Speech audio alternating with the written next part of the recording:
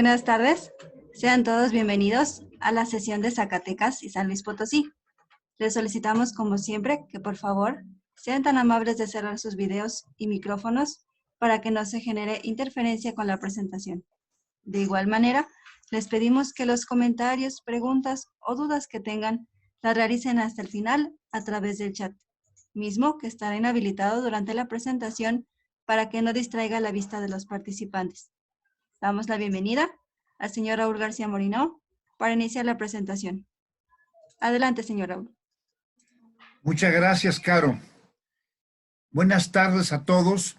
Como siempre, a nombre de Berenice Lozano y de la Casa del Viaje, bienvenidas y bienvenidos a este viaje que hemos estado haciendo, a este viaje relativamente profundo por uno de los países más fascinantes del mundo, que curiosamente tocó que fuera el nuestro y que no siempre tenemos la capacidad de entenderlo y de gozarlo. La música con la que nos introdujo Caro es precisamente el intermezzo, una pieza muy, muy bella de el músico zacatecano Manuel M. Ponce, que nació a fines del siglo XIX y vivió hasta casi mediados del siglo XX, y que ha sido uno de los grandes compositores de talla internacional mexicano. Que nosotros no lo entendamos o no lo apreciemos, eso es natural, porque es nuestro, ¿no? Espero que reflexionemos después de oír esta pieza musical y su belleza, su mensaje tan romántico, tan fino, en precisamente la riqueza de nuestro país como un destino turístico. Vamos a empezar nuestro recorrido.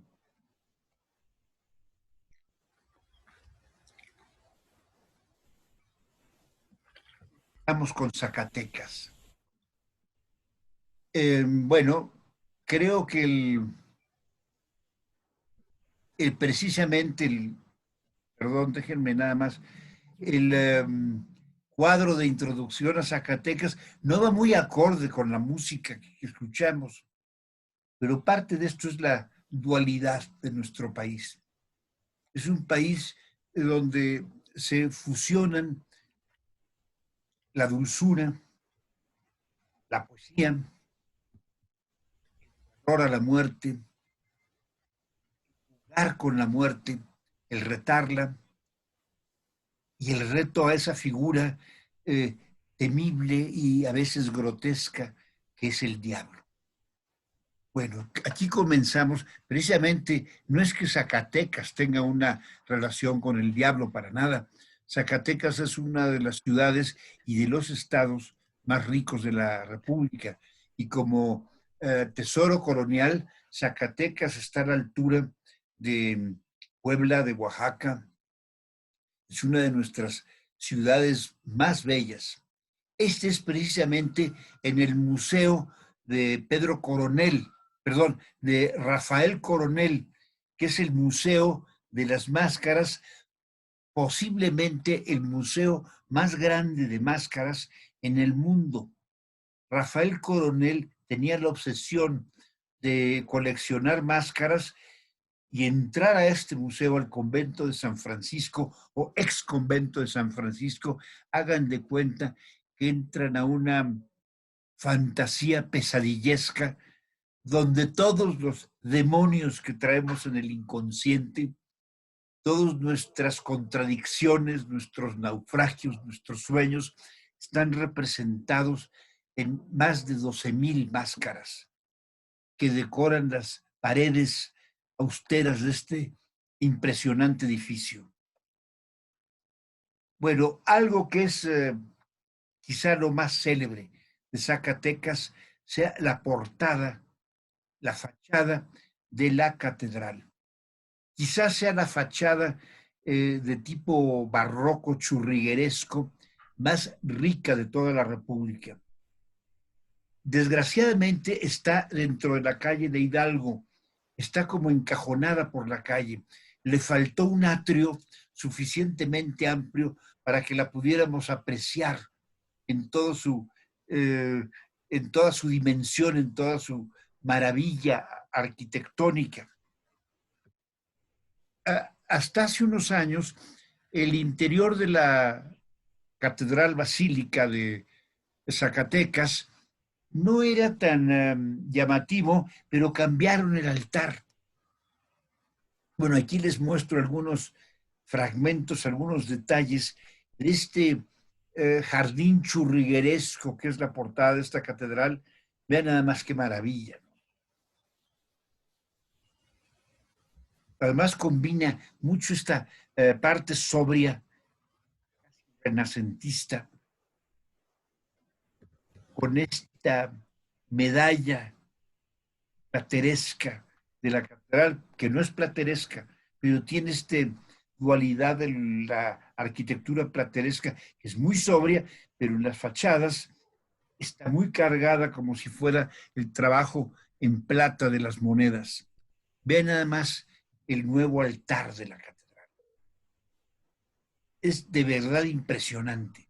Es un altar que hace total contraste con la parte histórica de la portada, de la fachada de la catedral, y aquí es una serie como de prismas dorados, que de hecho están cubiertos en hoja de oro, en el que bailan. Fíjense cómo se extasían, se sorprenden ante la figura del Cristo que está aquí en medio, una serie de esculturas nuevas que parecen volar en todo el contexto. Vean nada más, qué maravilla de altar. Realmente a mí lo considero una obra maestra, muy impresionante.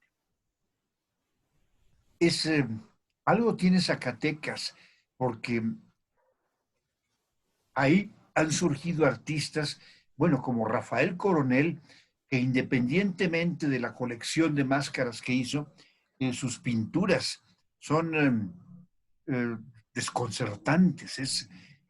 Tiene un estilo totalmente diferente al de su hermano, pero los dos han sido grandes pinturas, grandes pintores, y los dos dejaron en la ciudad de Zacatecas museos que ahorita vamos a ver, igual que Manuel Felgueres, que tengo entendido acaba de morir hace unas semanas, precisamente de coronavirus.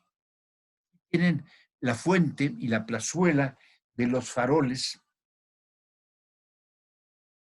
una de las tantas plazuelas que adornan todo este dédalo de callecitas y edificios coloniales de esta ciudad impresionante que es Zacatecas.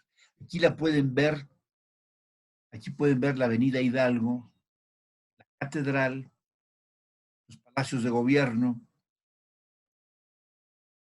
Este es el tranvía turístico, precisamente pasando frente al Teatro Calderón. Aquí tienen la avenida Hidalgo de noche. Es una joya de calle. Y tiene esta dualidad también Zacatecas. Tiene ciertos edificios de gran ciudad y también una atmósfera de pueblo que le da ese encanto tan peculiar en esta escalinata. Es otra de las plazuelas y acá al fondo, este se llama la plazuela Goitia, en honor del gran pintor zacatecano Francisco Goitia, que también tiene un museo en Zacatecas. Y este es el teatro, el principal teatro de Zacatecas, que es el Teatro Calderón. No tiene nada que ver con otro Calderón que quizá ustedes hayan oído. Aquí lo tienen. Es una portada totalmente neoclásica.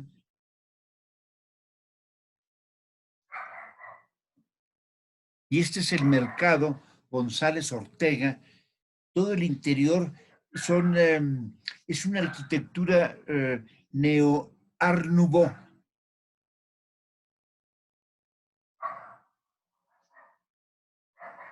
Y en este edificio es un centro comercial ya.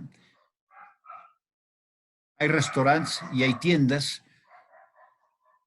Y bueno, Zacatecas hizo su prosperidad con las minas. Aquí había minas de oro, minas de plata. Todavía sigue siendo Zacatecas una de las ciudades y el estado de Zacatecas eh, de muy importante producción minera en México. Y esta es la mina del Edén, una mina ya agotada que se puede visitar y se han hecho experimentos, inclusive, no sé si todavía exista, se trató de instalar ahí tiendas, restaurantes, discotecas. No sé si eso haya prosperado, pero la mina como un museo de la minería sigue vigente.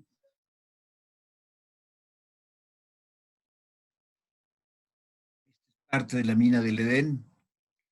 Y bueno, este es un hotel, pero hay que visitarlo. Es la antigua plaza de toros de la ciudad de Zacatecas. Es actualmente el Hotel Quinta Real. Es una maravilla. Si de esta forma como se aprovechó un circo taurino para construir el hotel e incorporarlo, la verdad es una obra de arte. Tienen la iglesia, el templo de San Agustín, perdón, no es San Agustín, es Santo Domingo, está en la plaza de Santo Domingo, que de hecho se llama Plaza de Santo Domingo y de San Agustín, y aquí también está el museo de Pedro Coronel. Quien vaya a Zacatecas, si no van al Museo de las Máscaras, es imperdonable, pero ok, pasa. Pero el Museo Pedro Coronel es importantísimo. Yo siento que todo mundo que va a la ciudad de Zacatecas debe de visitar este museo. Es uno de los museos más completos, más interesantes de toda la República. Tanto Pedro Coronel como su hermano Rafael juntando máscaras y Pedro Coronel reuniendo obras de arte de todos lados del mundo. Hay esculturas de la India, esculturas de China, piezas de Grecia, pinturas de Tapies, de Miró, de Picasso. Realmente es una colección de arte, de una muestra de arte universal fabulosa. Y miren, yo sé que a veces a la gente le da pereza entrar a los museos y precisamente nos enfrentamos cuando entramos a un museo al hecho de que tememos no entender las obras de arte. A veces nos da vergüenza ante la gente que nos acompaña o ante nosotros mismos no saber qué pensar o qué decir e incluso qué sentir cuando estamos frente a un Miró, a un Picasso, que no le entendemos, que vemos todas estas caras distorsionadas y decimos, bueno, ¿qué debo sentir? No hay que deber sentir nada. Es simplemente abrir las compuertas del alma, del corazón, de la sensibilidad y dejar que la obra de arte nos diga lo que nos quiera decir. Y si no nos dice nada, no importa. El hecho de que nosotros le abramos la puerta, tarde o temprano, el mensaje, ese mensaje intangible, inexplicable racionalmente, que lleva, que contiene una obra de arte, nos va a llegar. Algo va a tocar dentro de nosotros y nos va a hacer vibrar. Esa es la gran virtud y la gran riqueza del arte. No cerremos nuestras puertas y aunque sea media hora, una hora, caminen por los pasillos de este museo, primero entrando por esta extraordinaria biblioteca. No sé qué daría yo por tener estos libreros.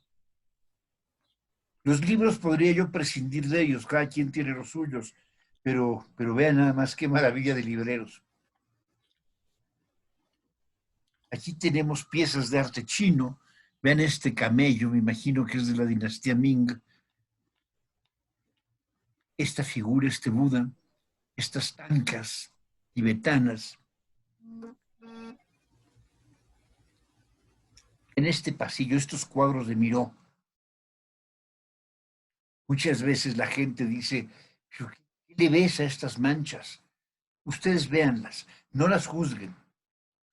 Que no les pase lo que un día le pasó al mediano de mis hijos, Rodrigo.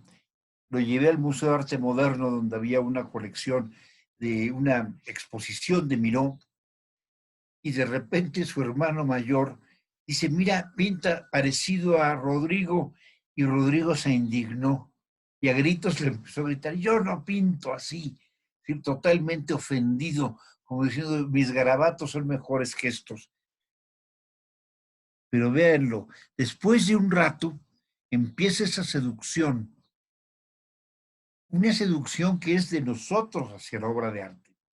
Y entonces hay un momento en que la obra de arte nos va a entregar sus encantos, su misterio, y vamos a decir, caray, después de todo, me impresiona esto. Y llega el momento en que vamos a comprar una copia de un Miró y la vamos a poner a lo mejor en nuestra oficina, en alguno de los muros de nuestra casa. Este es un Picasso. La verdad es que la calidad de las obras que tiene esta colección es extraordinaria. Hay unas pinturas de este maestro, bueno, ya murió, el maestro Antoni Tàpies. Tàpies es uno de los grandes pintores catalanes y tiene varias pinturas, varias acuarelas o óleos que son unos garabatos, de verdad. Cuando ustedes lleguen y dicen, ¿qué le ven a esto? No hay que encontrarle nada, no hay que buscar una explicación, no hay que tratar de apoyarnos en el título de la obra. El título de la obra es irrelevante, le podrían de poner el número 1, número 2, o Juanito, Panchito, Luisito. Eso es irrelevante. Pero cuando empezamos a ver ese proceso que hay en estos maestros, cuya sensibilidad está ya a otro nivel y en otra, ¿qué les puedo decir? En otra dimensión que el nuestro, llega un momento en que algo nos dicen y entonces empezamos a recibir ese néctar maravilloso que es la apreciación del arte. Y aquí tienen el patio de un antiguo colegio monasterio, y vean en qué se ha convertido. Es ahora el Museo del Arte Abstracto. Y este museo es un regalo precisamente del maestro Manuel Felgueres, el que les digo acaba de morir, creo que a los 91 años de edad. Y él donó este museo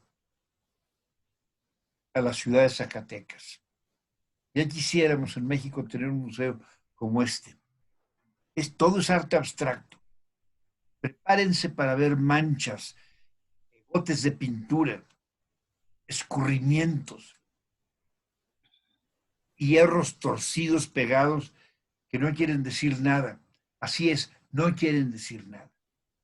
Si yo les pregunto qué quiere decir una sonata de Beethoven, pues no quiere decir nada racional. Y sin embargo, ya estamos tan acostumbrados a oírla que entra a nosotros y nos encanta, nos hipnotiza con la belleza. Lo mismo estas obras. No quieren decir nada. Su significado es totalmente visual, es totalmente subjetivo.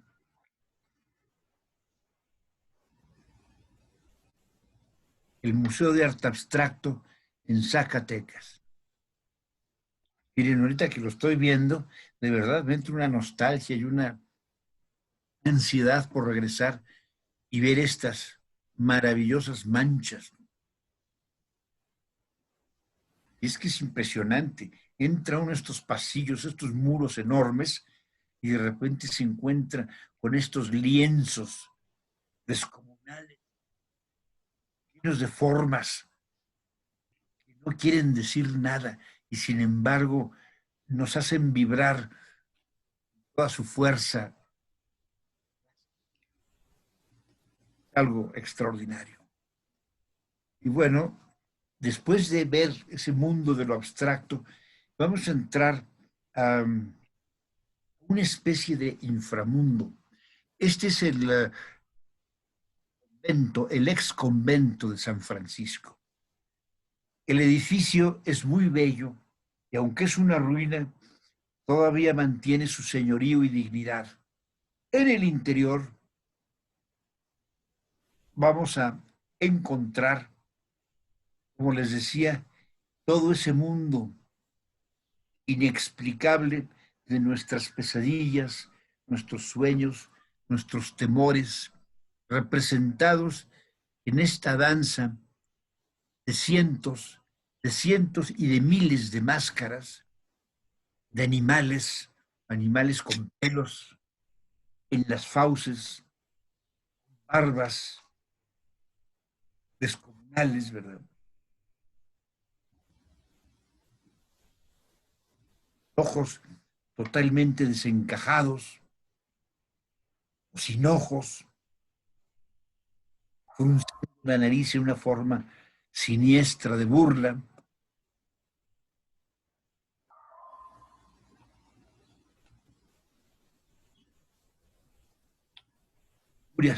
De animales, animales que tienen sus cuernos de animal y sus cuernos de demonio, sus dientes como de serpiente o de jabalí y una lengua que tiene rostro humano. Qué maravilla, ¿no? Es esa fantasía extraordinaria, parte de la riqueza de nuestro pueblo. Vean nada más que extraordinaria máscara. Ahora, si esto se nos aparece en la noche, no creo que sea muy placentero, pero ahí colgada en los muros viejos de el convento de San Francisco, no deja de ser más que una obra de arte. Estas son pinturas, esta es una pintura precisamente de Rafael Coronel. Era un estilo totalmente diferente al de su hermano. Pedro Coronel pintaba era abstracto, eran figuras abstractas, lo que le llaman un expresionismo abstracto. En cambio, Rafael Coronel es totalmente realista, pero siempre sombrío, sórdido. Este viejo no es una pintura que podamos decir bella, ¿verdad? Extraordinariamente bien ejecutada, con una fuerza indiscutible, pero algo bonito, vamos. Y aquí tenemos otro de los museos zacatecanos que también les recomiendo lo visiten, que es el Museo de Francisco Goitia. Francisco Goitia es otro de esos pintores, en el sentido como Pedro Coronel era medio hipioso, eh, totalmente anárquico, como lo era el oaxaqueño Francisco Toledo, Francisco Goitia también. Y aquí está la casa, que es como una residencia de la película Lo que el viento se llevó, pero las pinturas de Francisco Goitia, este es su autorretrato. Es un hombre que vivía como un campesino o como un vagabundo en un rincón en Xochimilco, un extraordinario pintor, y esta es una de sus obras maestras. No está en el museo de Francisco Goiti en Zacatecas. Esta la tenemos aquí en el Museo Nacional de Arte, que es el Tata Jesucristo, una pintura que ganó un premio en una de las bienales en México y hizo furor y resonó en todo el mundo y fue catalogada como una de las grandes pinturas en su tiempo. Sigue siendo una pintura tremendamente expresiva, de una belleza sobrecogedora, casi desgarradora, pero indiscutiblemente hermosa. Esta es parte de la colección del Museo Francisco Goitia, que también tiene mucha pintura abstracta. Pueden ver estas pinturas. Y bueno, esto es a grandes rasgos un tentempié de lo que es Zacatecas. Salimos de Zacatecas, nos vamos a Jerez. Aquí tienen el edificio de la Torre, que podríamos decir que es el edificio, la gema arquitectónica de Jerez. Jerez es más bien un pueblo tranquilo, eh, callado, como con cierta melancolía. Aquí tienen la iglesia de la Soledad, una de las eh, joyas o la joya desde el punto de vista templo de Jerez. Cuando se viaja en México hay que estar totalmente mentalizado a que vamos a visitar iglesias, conventos, monasterios, se pueden ver muchos museos, casi siempre todo el mundo los evade, pero gran parte de nuestra riqueza es estos templos, toda la arquitectura, desde el plateresco, el barroco, churrigueresco, neoclásico. México es riquísimo, de los países más ricos del mundo en templos. Tenemos verdaderas maravillas, obras de arte. eh, Sencillamente decir esto, de todo el continente americano, el país más rico en arquitectura colonial es definitivamente México. Y también en arquitectura prehispánica. A pesar de que en Perú hay unas maravillas.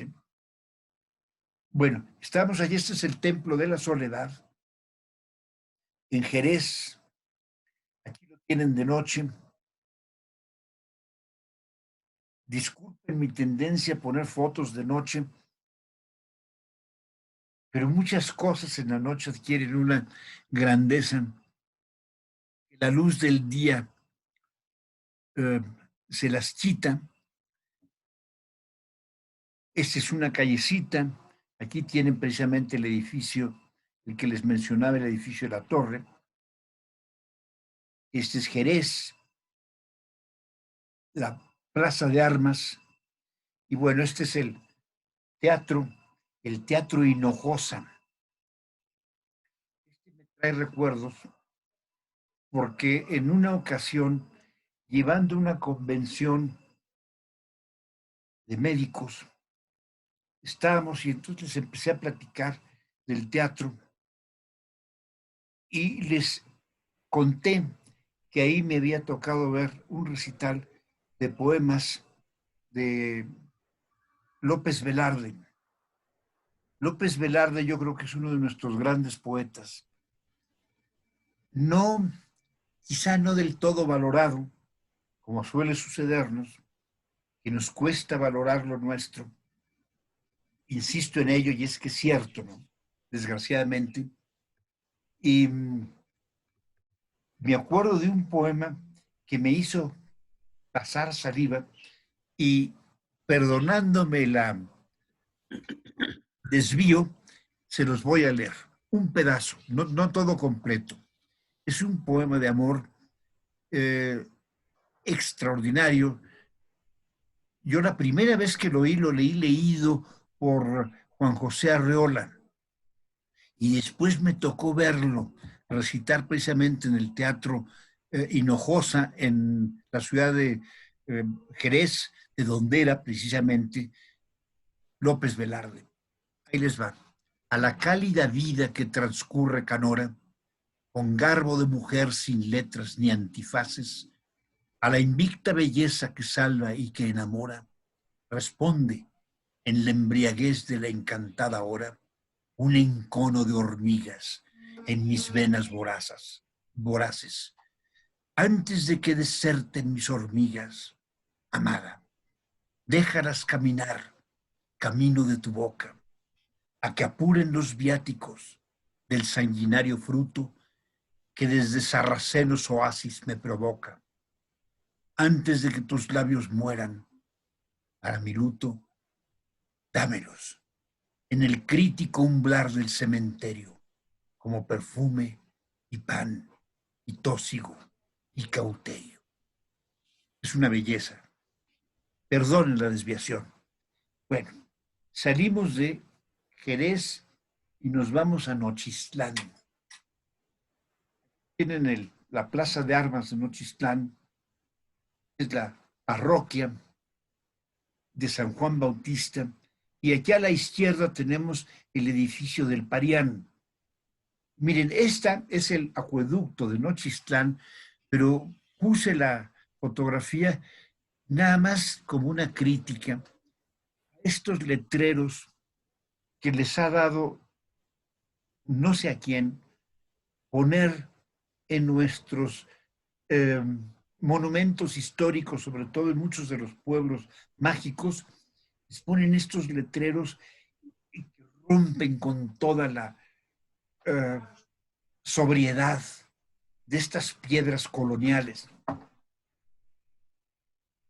Es de estas cosas de el mal gusto de algunas de nuestras autoridades mexicanas, que yo les pido cuando puedan, simplemente manden una carta y decir, quiten esas letrotas es que no sé ni de qué es, como de feria, perdón, están horribles. Y miren nada más cómo materialmente asesinan la vista de este imponente acueducto. Bueno, aquí tienen el Parián. Parián es un mercado.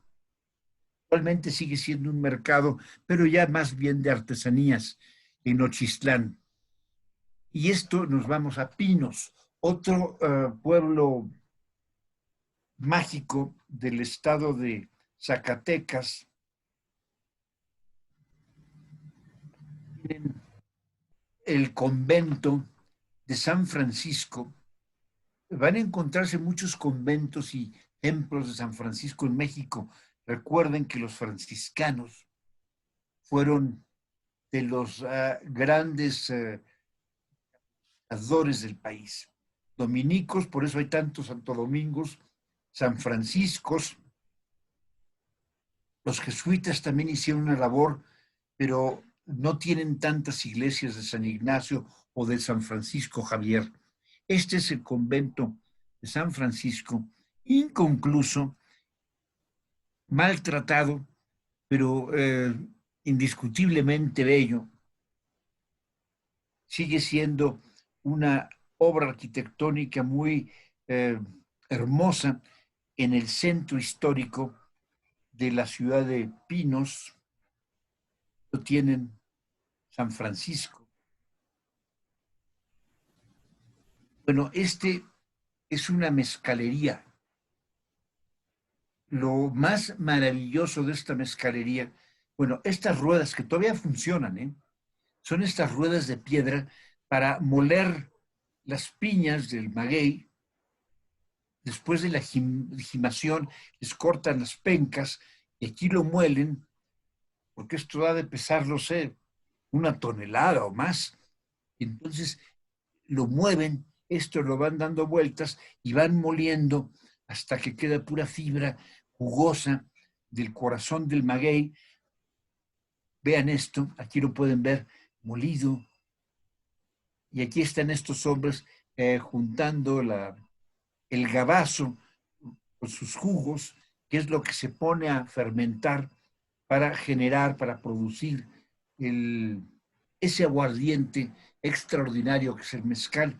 Pero aquí en esta, bueno, si vamos a Zacatecas, definitivamente y nos van a decir que el mezcal más rico del país es el mezcal de Zacatecas. Yo aquí entre nos, ¿verdad? Personalmente, sigo prefiriendo el de Oaxaca, que se me hace el gran mezcal. Debería de estar, deberían de poner una botella en el Museo del Louvre como uno de los tesoros, o la UNESCO lo debería de nombrar Patrimonio de la Humanidad. El caso es que lo más bello es el nombre de esta mezcalería, La Pendencia. Díganme si no es bellísimo. Es decir, un mezcal que se llame mezcal La Pendencia ya valió la pena. Y aquí nos vamos, este es Sombrerete. Esto era el viejo Palacio Municipal. Ahora es un edificio de tiendas, bares y oficinas en la parte alta. Aquí tienen el patio donde están precisamente el viejo edificio que es parte museo en Sombrerete. Aquí tienen lo que le llaman los portales en esta ciudad que es muy pintoresca. Vean, este es el convento, para variar, de San Francisco en la ciudad de Sombrerete. Pero este es monumental, ¿eh? Sí, miren, cuando vamos rumbo al norte, o si vamos al norte de Zacatecas, yo pienso, pueden prescindir de Fresnillo, pero nunca de Sombrerete. Sombrerete, este monumento justifica la visita, y el Valle de los Órganos, la Sierra de los Órganos, un paisaje muy dramático. La zona arqueológica de Chalchihuites, que es una zona arqueológica desde el siglo XII, XI de nuestra era, no es tan antigua, no tiene la grandeza de otras, perdón, esto no es Chalchihuites, regreso, esto es La Quemada. La Quemada es la más importante zona arqueológica del estado de Zacatecas. Aquí tienen otra vista de La Quemada, y algo que es impresionante en La Quemada es la vista de todo este valle, y lo especial es que todos estos bosques, toda esta maleza, gran parte son cactáceas, son yucas o son órganos. Entonces es así como muy surrealista, ¿no? Ver la montaña, la zona arqueológica coronando la montaña, con esa pasión que tenían nuestros antepasados por hacer acrópolis. Ninguna se compara con Monte Albano. Esa es la acrópolis. Aquí tienen La Quemada, también le llaman Chicomostoc, y hay teorías de que a partir de aquí salieron los mexicas en su largo peregrinaje hasta llegar al lago de Texcoco. Todo esto es parte del conjunto arqueológico de La Quemada, Xochicomostok, y todo esto es parte de esa acrópolis. Este es Chalchihuites, está cerca de Sombrerete. Este es mucho más reciente, y salimos de Zacatecas, fue en esta entrada a San Luis Potosí. Qué impresión, ¿verdad?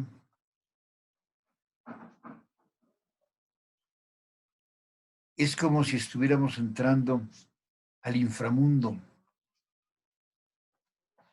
Pero no, también, igual que Zacatecas, San Luis Potosí tiene una magia y una dulzura. Inmediatamente florece cuando llegamos a la capital de San Luis, una de las ciudades, a mi gusto, también más bellas. San Luis y Zacatecas tienen este señorío de grandes ciudades, más San Luis Potosí. Zacatecas tiene más sabor de pueblo. San Luis es como más señorial, más de edificios, por ejemplo, este edificio como Partenón griego. Si les digo, este es el Odeón de París, me lo creen, ¿verdad? O el Panteón en Roma. No, este es el Teatro de la Paz en San Luis Potosí. Y aquí tienen el Templo del Carmen. Es quizá el más bello templo, la más bonita iglesia de todo San Luis, y esta plaza se llama la Plaza del Carmen. Aquí tiene una de las calles de San Luis que llegan precisamente al centro, y aquí estamos en la Plaza del Carmen con la fuente, y vamos a entrar a la iglesia. Esta es la portada de la iglesia. ¿Se acuerdan que les había mencionado de este estilo estípite? Estas son las estípites.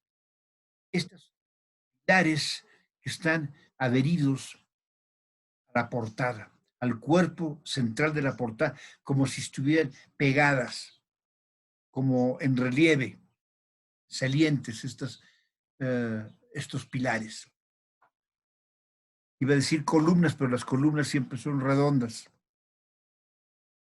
Y aquí tienen el altar mayor de la iglesia de Nuestra Señora del Carmen. Yo tuve la fortuna de haberlo conocido pues muy joven. Logré comprar una reproducción de esta iglesia que nunca más he vuelto a ver, hecha con pluma, y la vendieron muy barata, y se la llevé precisamente a mi abuela, que se llamaba Carmen, y verdaderamente ella la atesoró y nunca la pude rescatar. No sé si alguno de mis hermanos la confiscó cuando murió Carmen, pero no sé dónde quedó. Bueno, aquí tienen también este altar, también es este estilo barroco churrigueresco, estípite, y tienen los estípites. Aquí está Nuestra Señora del Carmen. Tienen una de las capillas laterales, pero aquí lo fascinante es eh, portada barroca para entrar a la capilla. La capilla en sí también es alucinante. Es como las capillas del Rosario de los templos de, de Santo Domingo. Y digo los templos de Santo Domingo porque así sucede en Puebla y en Oaxaca.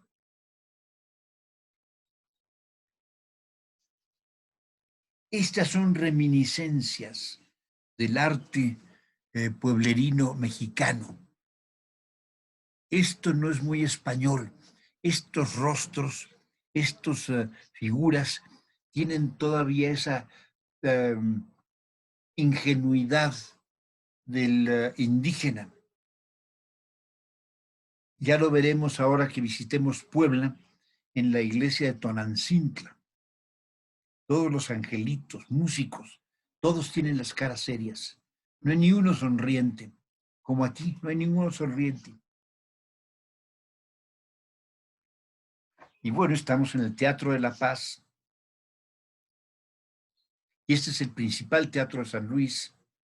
Cuando hay alguna orquesta importante o hay giras de la Sinfónica Nacional o viene algún artista que visite San Luis, este es el teatro donde... Y fíjense que la afición de San Luis, la gente en San Luis es una gente culta, se llena, siempre se llena. ya merecen un teatro más grande, pero que no se los digan, porque aman su Teatro de la Paz de verdad como si fuera el Partenón de Grecia. Y bueno, hay que respetarlo, ¿no?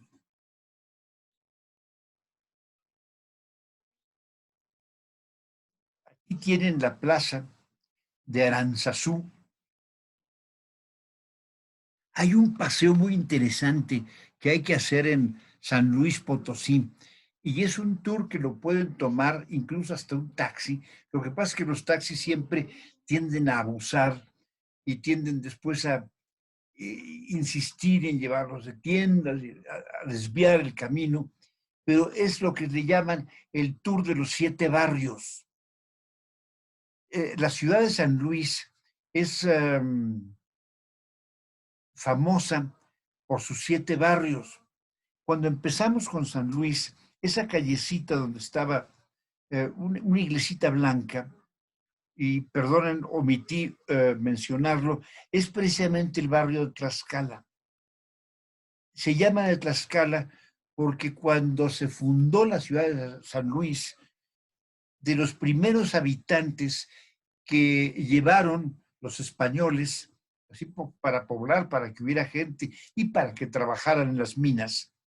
San Luis es otra ciudad de origen minero, como la mitad de las ciudades coloniales de México. Llevaron tlaxcaltecas y entonces el barrio se llamó el barrio de Tlaxcala, que es el barrio más viejo de San Luis. Y está el barrio de Santiago, el barrio de Montecillo, el barrio de Tequisquiapan, se me están olvidando, el barrio de San Sebastián, el barrio de San Miguelito, y bueno, creo que me falta uno o dos. Este es el centro de las artes de San Luis Potosí. Esto ya se había creado y es parte de la inversión en promoción artística. Dicen que este Centro de las Artes es una declaración de amor entre el Centro de las Artes, que es parte del Instituto Nacional de Bellas Artes, con Leonora Carrington. Aquí tenemos una imagen de las figuras de Leonora Carrington, precisamente como emblema de este Centro de las Artes. Es escuelas y museos que les recomiendo lo visiten. Y bueno, esta se llama la Caja del Agua. Esta Caja del Agua se mandó construir, esto es un diseño de un grabador, diseñador, y se llamaba, creo que era Jesús Guerrero. Jesús Guerrero Solachi. Él hizo esta estructura en una forma redonda, es decir, como un cilindro, tipo neoclásico totalmente, incluso estas como urnas, es un estilo absolutamente neoclásico, precisamente como un sitio para abastecer de agua que venía desde el manantial en el Cañón de los Lobos o el Cañón del Lobo en la sierra en San Luis Potosí, y de allí durante mucho tiempo se surtió de agua la población de San Luis y quedó como un monumento nacional. Y yo diría que en San Luis, sus 7 barrios, su iglesia de El Carmen, la caja de el agua y el Teatro de la Paz son así como sus partenones. Es más, el Partenón de Grecia lo pueden demoler, pero que no toquen el Teatro de la Paz ni la Caja del Agua. De verdad adoran su Caja del Agua. Y es una estructura muy bella, neoclásica, que le da mucho sabor. Bueno, este es otro museo de máscaras. De hecho, este es el Museo Nacional de la Máscara. Este es a nivel federal y es un museo también muy completo de máscaras. Aquí lo fascinante de este museo es ver las máscaras y cómo muchas de las máscaras que están expuestas están acompañadas con frases y conceptos de lo que es la máscara. Y algunas, por ejemplo, frases de, por ejemplo, de Freud, de diferentes escritores, de Stefan Zweig, de Somerset Maugham. Creo que de Somerset Maugham es una donde dice, el hombre que usa la máscara llega un momento que su identidad está más en la máscara que en su propia identidad y que en su propio rostro. Cómo la máscara se convierte en el verdadero yo del ser humano. Es muy interesante este museo, precisamente por estos conceptos que acompañan la museografía del, de todo el monumento. Esta es una callecita que va a dar a la Plaza de Armas. Aquí está la catedral. Aquí tienen la catedral de San Luis.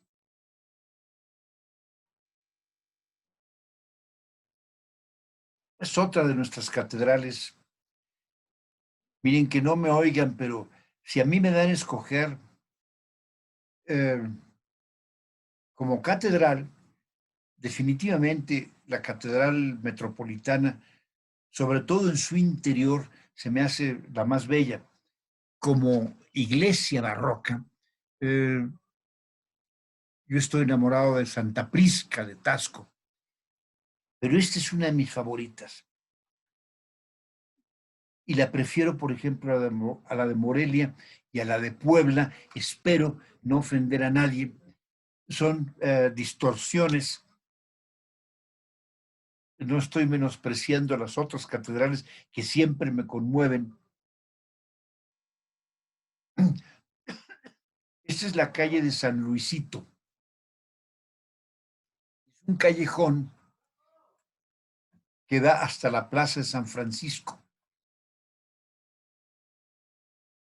Y esta es la plaza de San Francisco. Esto rojo que se ve en el agua, no es que el agua esté roja, es el reflejo de los edificios que lo rodean, que son como este.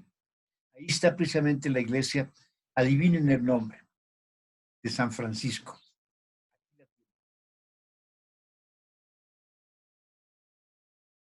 Bueno, salimos de la ciudad de San Luis, nos vamos a las sierras, a estas sierras desérticas, ásperas, violentas, pobladas por yucas, parecen como espectros, trepan las montañas resecas y se van metiendo en estas sierras hasta llegar a los pueblos.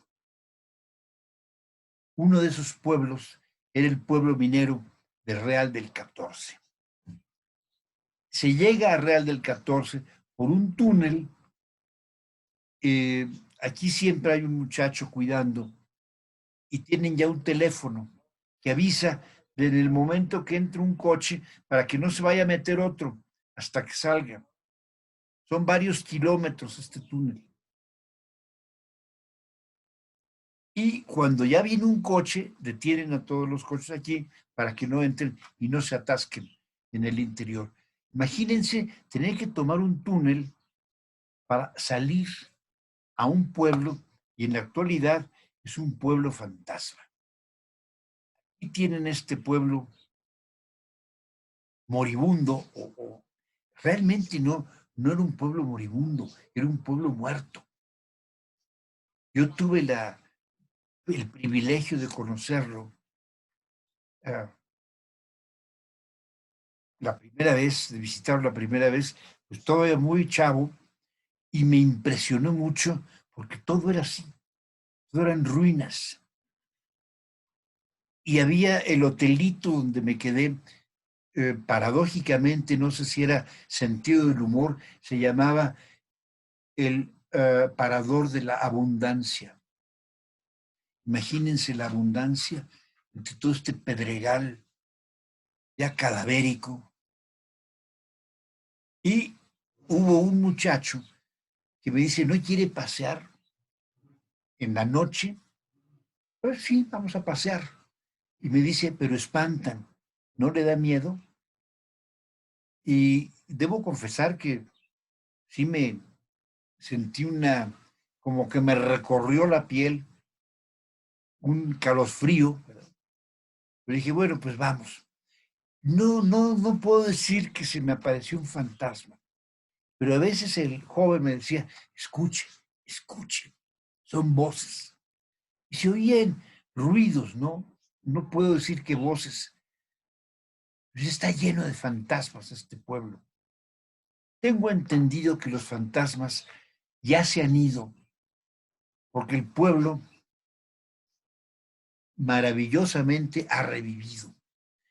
¿Y saben qué le ha dado vida nuevamente? El turismo.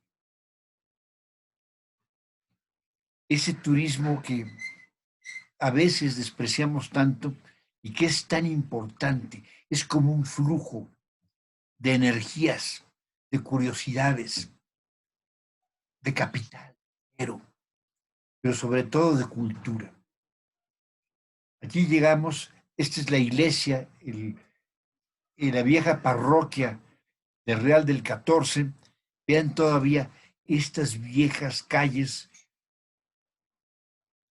Es maravilloso ver esto, ¿eh?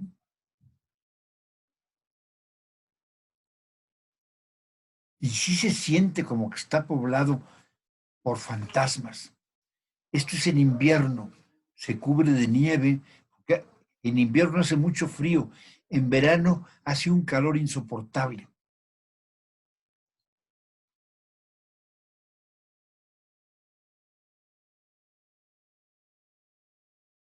Son algunas de las calles muertas o moribundas.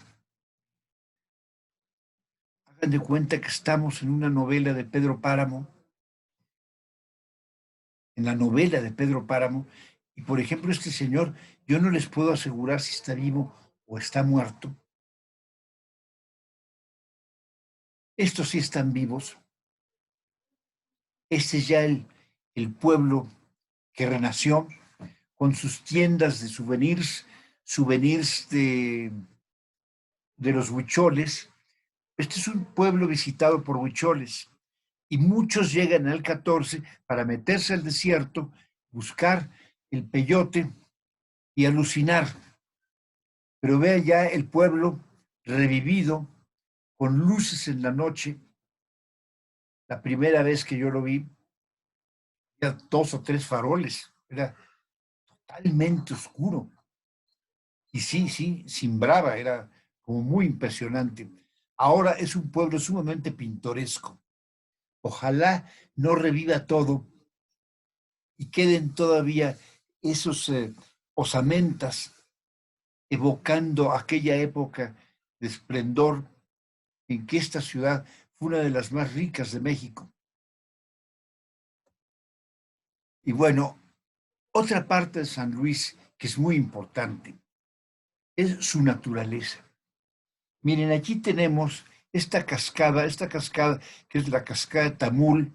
Yo cuando la conocí la llamamos la cascada del río Gallinas, porque este río, el Tamul, también se llama el río Gallinas.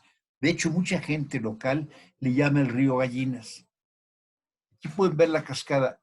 La altura de esta cascada es de 100 metros.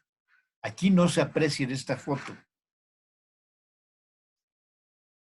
Vamos acercando y les digo, tuve el privilegio de conocerlo con un amigo que me sonsacaba todo este tipo de aventuras y recorrimos por río esta cascada. Mi amigo se llama Eduardo Beristain y es el lobo de río más viejo, más venerable y más respetable de México. Él ha recorrido todos los ríos de México y con él recorrí el río Gallinas. Ahora pueden ver, nos metimos en una balsa inflable. A mí nunca me han gustado ni los kayaks ni estas cosas. Nos metimos en la balsa y cuando se llega a la cascada, ve uno la altura y hay que tener muchísimo cuidado de pasar abajo de la cascada o por afuera, pero es más seguro por abajo, porque si nos cae la cascada nos mata. Estamos hablando 100 metros de altura. Para que tengan una idea, eh, nuestra estela de luz tiene 100 metros de altura, pero una cascada que está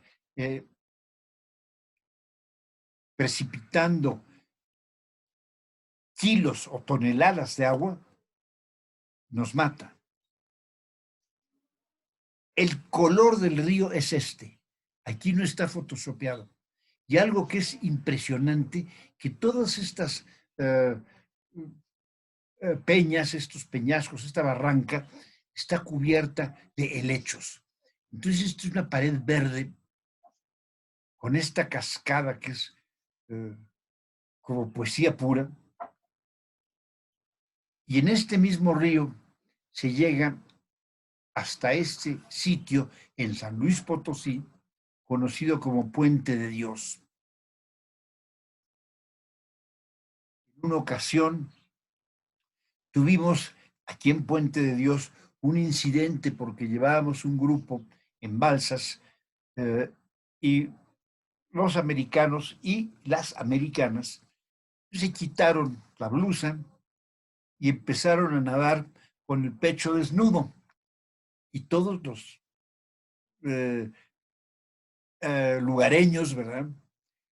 Y se indignaron y sacaron los machetes y nos corrieron del río. Porque este es el puente de Dios. Este es el puente donde se baña Dios. Y le estábamos faltando el respeto. Pero el lugar es hermosísimo.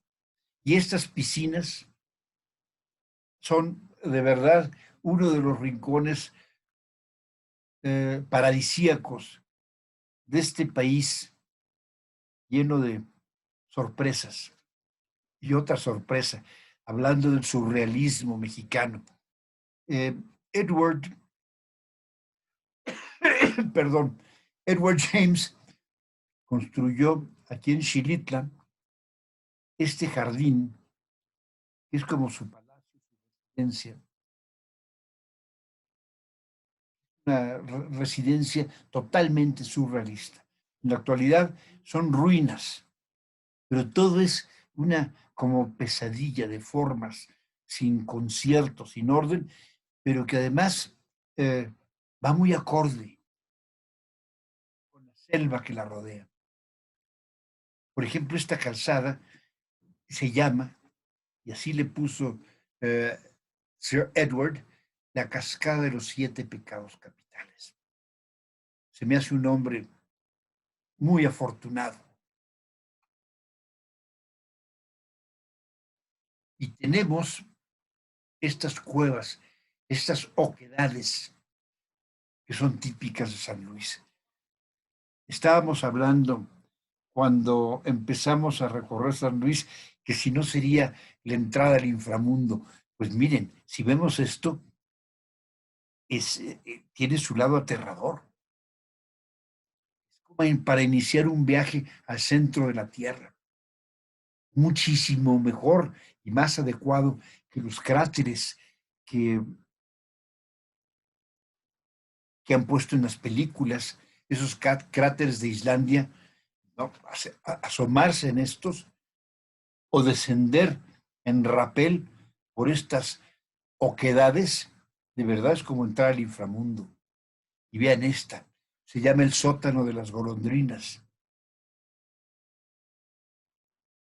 Esta es más profunda que la anterior. Estas son golondrinas, entrecomillado, la mayor parte son loros y hay golondrinas también y hacen sus nidos en las paredes. Aquí ya pueden ver más la dimensión del cráter. Y aquí ya vemos a alguien que descendió al cráter. Y acá se ve la oquedad. Es decir, esa boca al inframundo y este señor que se está despidiendo de nosotros después de este viaje tan interesante por los dos estados vecinos, Zacatecas y de San Luis Potosí. Muchas gracias nuevamente a nombre de Berenice y de la Casa del Viaje. Gracias. Muchas gracias, señor Raúl, como siempre. De Agradecemos nada. a todos. Muchas gracias. Agradecemos a todos su amable atención y pedimos, por favor, permanezcan con sus micrófonos y videos apagados para que no se genere interferencia. Las preguntas pueden realizarlas en este momento, por favor, a través del chat.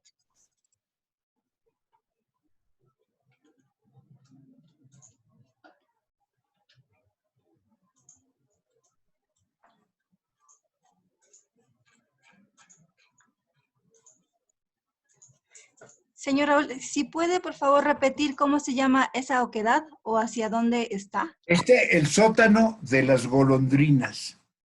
Está en San Luis Potosí. Está por, mira, para llegar te puedes ir por Río Verde y está como a Ciudad Valles y de ahí está como a unos 40 minutos más o menos. Y es muy impresionante. Y se puede bajar en rapel. Claro, hay que atreverse, ¿no? Estamos hablando de que esto es un poquito más de medio kilómetro de fondo. No es un rapel sencillo. Si les da mucha aprensión, no lo hagan. Muchas gracias, señora. Otra pregunta. Para San Luis Potosí, más bien de San Luis Potosí a la Huasteca Potosina, ¿qué tiempo hay? Esto es en la Huasteca Potosina. Es directo. De la ciudad de San Luis a la Huasteca, déjame ver, pues yo calculo que es como hora y media o 2 horas. La Huasteca, mira, San Luis está más bien, cuando vamos a la carretera de Querétaro, subimos directamente a San Luis. Son como 2 horas de Querétaro a San Luis. Llegando a San Luis, te vas hacia el este, es decir, hacia la derecha, y finalmente llegas a la región de la Huasteca, que es donde está precisamente Xilitla, las cascadas que vimos, el río Santa María, el río que les mostré, Puente de Dios, todo eso está en la Huasteca. Muy bien. También preguntan, ¿dónde sería el alojamiento cuando visitas Real de 14? No, ya hay hoteles. Ok. Inclusive hay hoteles ya muy adaptados, sí, aquel hostal de la abundancia, no, era una cosa muy primitiva. No, ahora hay hoteles, inclusive medio boutique, con un desayuno delicioso. Muy bien, de las ciudades coloniales, ¿cuál es la más antigua? De todas las ciudades coloniales del país, qué buena pregunta. Espera, déjame pensar. Llegaron los españoles. Yo creo que la Ciudad de México es la más antigua. No nada más como ciudad colonial, sino porque ya existía una ciudad como ciudades puramente coloniales, bueno, como Pueblo, antigua Veracruz, es muy antigua, Puebla es muy antigua, fue fundada precisamente para crear una escala en el camino de Veracruz hacia la Ciudad de México, era Puebla de Los Ángeles. Después vienen estas ciudades mineras como Zacatecas, San Luis, Tasco, pero ahí sí es una muy buena pregunta y la verdad es que no lo sé. No te puedo decir, todas son del siglo XVI, pero decirte en la fecha en que fueron fundadas, no lo sé. Por ejemplo, el otro día les mencionaba de Tiripetío, que fue en el 1530 y tantos, a 15 años o menos de 15 años de que se consolidó la conquista de México, ya se estaba fundando el convento de San Agustín en Tiripetío, donde se hizo la primera escuela de estudios superiores de toda la América. No sé, la verdad es que qué buena pregunta, pero sería interesante ponerlas a concursar a ver cuál es la que gana. Muy bien, gracias. De nada. ¿Cuántos días recomienda para visitar la Huasteca Potosina? Para la Huasteca Potosina, en 4 o 5 días la ves, y la ves bien. Es más, si no tienes mucho tiempo, en 3 días ves suficiente. Muy bien. Ver todo el estado de San Luis, por lo menos una semana. Y si quieres ver San Luis y Zacatecas, 2 semanas. Ok. Y vale la pena, porque lo pudimos ver. Muy bien, muchas gracias. Y De también, por nada. último, la cascada de Micos, ¿dónde está? La cascada, perdón, La cascada de Micos. de Mico. Ajá. Ah, caray. Qué buena pregunta. No sé. Sí, nada más dice la cascada de Micos, ¿dónde está? Pero No no. sé, pero les averiguo porque no sé, ¿eh? Muy bien. La que puse en la fotografía es la cascada de Tamul, o del río Gallinas. Ok. Es una cascada de 100 metros, pero la de Micos, fíjate que, perdónenme, no lo sé. Ok. Nada más por último, si podría decirnos de nuevo el nombre del autor del poema que recitó hace un momento. Ah, López Velarde. Muy bien. Bueno, pues se nos ha acabado el tiempo, pero les agradecemos a todos, como siempre, su participación. Con esto finalizamos el día de hoy y los esperamos el próximo martes para la siguiente sesión. Que tengan todos una excelente tarde. Muchas gracias, señor.